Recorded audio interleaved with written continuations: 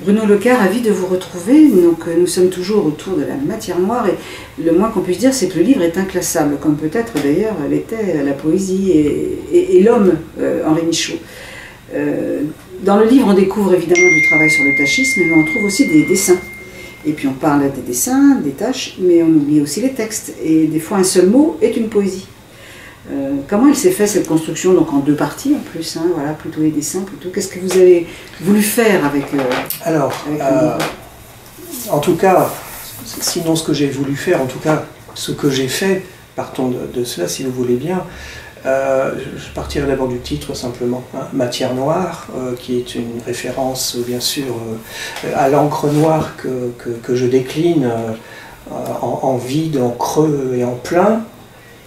Et puis je réponds à votre question sur la cohérence du livre, puisque la tache noire sur fond blanc est l'opposé de la ligne noire sur la page blanche. Donc c'est-à-dire que ce sont deux façons de travailler, deux façons d'explorer l'espace du papier et l'espace du dedans.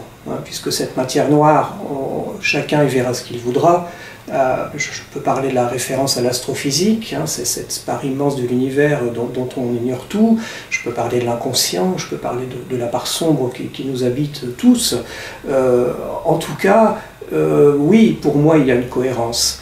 Deux parties, comme vous le dites, effectivement, la joie de vivre mais muette, et puis la chasse aux ombres. Donc la première partie, travaillant plutôt la ligne courbe, et la chasse aux ombres, plutôt la tâche.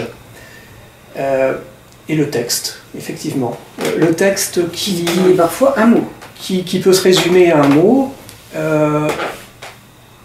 C'est peut-être un clin d'œil à la bande dessinée, ça peut être un clin d'œil à la ligne claire. Je ne revendique aucun héritage, mais Matière noire, c'est aussi ce qui me traverse et que j'ai essayé de restituer. Donc, si on fait l'archéologie de tout ça, effectivement, on va trouver des références à la ligne claire.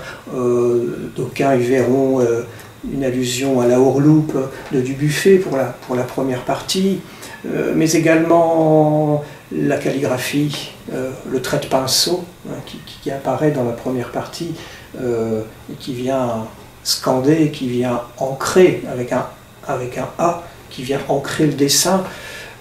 Voilà, c'est un peu tout ça, donc oui, inclassable finalement, ça me va bien. Voilà. Et ça laisse aussi le lecteur face à soi-même, enfin à lui-même beaucoup. Je pensais à Mépris par exemple, qui est un dessin qui nous ouvre des portes pas possibles et on pourrait passer une heure, c'est étonnant d'ailleurs sur un petit dessin et un mot, comment on peut y passer une heure et nous-mêmes partir dans des réflexions.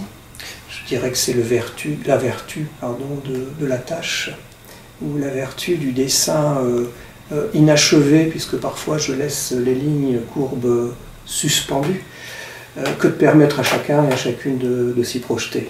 C'est-à-dire que oui, on y voit aussi ce qu'on veut, et c'est toujours cette superposition du désir de l'artiste et du désir du spectateur qui coïncide finalement dans cette matière noire.